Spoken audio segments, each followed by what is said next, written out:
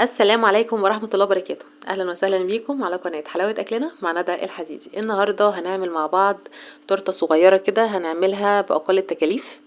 الأولاد طلبوها مني وأنا طبعا عشان مش حلوانية فأنا هجتهد يا جماعة معاكم وهنشوف إذا كده تطلع حلوة ولا لأ، ويا رب تطلع حلوة تعجبكم.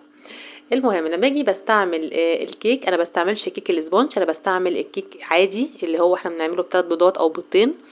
لان كيك الاسبونج انا استحرمته وجيت الحق ربنا لانه ممكن يخش في 9 10 بيضات وفي كيكه صغيره. فانا قلت لا، انا هعمل كيكه عاديه وهزوقها وهتبقى زي الفل. اللي انا حطيته دلوقتي عندك 3 اختيارات: لما تجيبي مياه غازيه تكون لونها ابيض، لا اما تجيبي معلقتين من مربى على نص كوبايه من الميه وتقلبيهم وتدوبيهم كويس، لا اما تجيبي نص كوبايه من الميه عليهم معلقتين سكر ونص ليمونه. ده ليه؟ عشان يخلي الكيكه بتاعتنا طريه وحلوه. بعد كده وعشان تسهلي على نفسك الامور يا ست الكل، هتجيبي كيس الحلواني وتحطي فيه كريم شانتيه، بدل ما تقعدي بقى تفردي والكلام ده كله اعملي زي ما انا عملت. هتجيبي اي نوع فاكهه انت بتحبيه، اي نوع فاكهه، او شوكليت شيبس زي ما انا حطيت، زي الفل برضو، وبيقضي الواجب برضو يعني بيبقى طعمه حلو. وبعد كده برضو هنكرر اللي احنا عملناه مع الطبقتين اللي باقيين، يعني الطبقه دي وكمان طبقتين. بصوا بقى، لو عايزين الكيكه بتاعتكم تطلع عاليه عاليه يعني زي ما انا عامله كده، انا عملت المقدار مقدار ونص، بدل مقدار واحد مقدار ونص، وحطيته في نفس الصينيه اللي انا بحط فيه المقدار الواحد. تمام، فتطلع عاليه زي ما انتم شايفين كده. طبعا انا هسيب لكم لينك للفيديو بتاع الكيك ده، انا بستعمله على طول، يعني معتمداه في اي طريقه انا بستعمله. يعني هعمل تورت، هعمل مثلا كيكه البلح، بستعمل الطريقه دي بتاعه الكيك دي، فبتبقى حلوه جدا، ناجحه معايا جدا، عمرها ما خيبت معايا، بالعكس على طول ناجحه. بصوا بقى، هتقولي ايه المسطره دي؟ هقول لكم طبعا اي حلواني عنده كده سكينه طويله، مش عندي، فانا اتصرفت.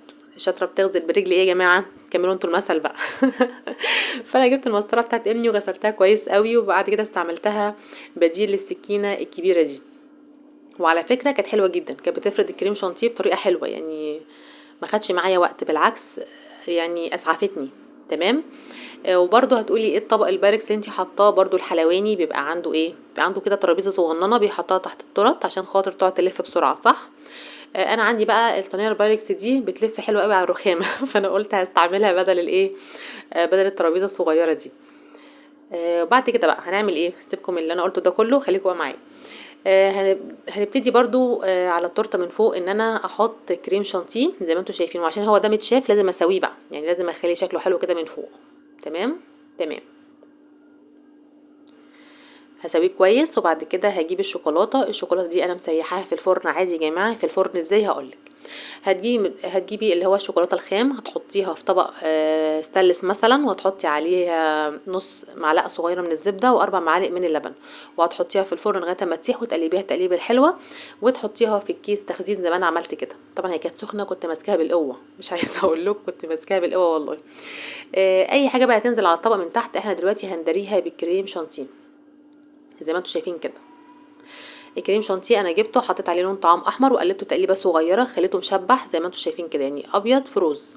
مش عارفه اذا كان باين عندكم في الفيديو ولا لا، بس كان شكله حلو قوي. برضو من فوق نفس الطريقه، اي حاجه هتبقى مش متظبطه من فوق هنظبطها ان احنا نحط وردات صغيره زي ما انتم شايفين. طبعا انت ممكن تسيبيها بعد ما تعملي الوردات الصغيره دي كده وخلاص، بيبقى شكلها حلو برضو. اي حاجه صغننه كده ورقيقه وسيمبل بتبقى حلوه. انا هروح واجي بالشوكولاته زي ما انتم شايفين، هعمل شكل برضو حلو كده من فوقيها، واخد الشوكولاته على ورقه زبده، وهبتدي اعمل دوائر زي ما انتم شايفين كده، وحطيتها في الفريزر لغايه ما جمدت كشكل، يعني احطه كده في الجنب يعمل منظر برضو للتورته بتاعتنا زي ما انتم شايفين. انا قلت لكم انا مش حلوانيه يا جماعه، فانا بجتهد معاكم. بس والله طلعت ظريفه ولطيفه، ما طلعتش يعني وحشه قوي طلعت حلوه، مش وحشه. لو عجبك بقى الفيديو يا ست الكل، يا ريت يا ريت تعملي لايك وكومنت وشير، وما تنسيش السبسكرايب وتفعلي الجرس عشان يوصلك كل جديد. يا ريت بقى كده الاقي كام واحده قلبها ابيض مشتركه عندي في القناه النهارده، وقايله لي اسمها في كومنت عشان اشكرها المره الجايه على القناه. لان زي ما انتم شايفين القناه بتاعتي المشتركين فيها قليلين، فعايزين نكترهم شويه، ومش هيكتروا الا بيكم طبعا. يا رب تكون وصفه عجبتكم ونالت رضاكم. واكون خفيفه على قلبكم. اشوفكم المره الجايه على خير في وصفه جديده من وصفات حلاوه اكلنا مع ندى الحديدي.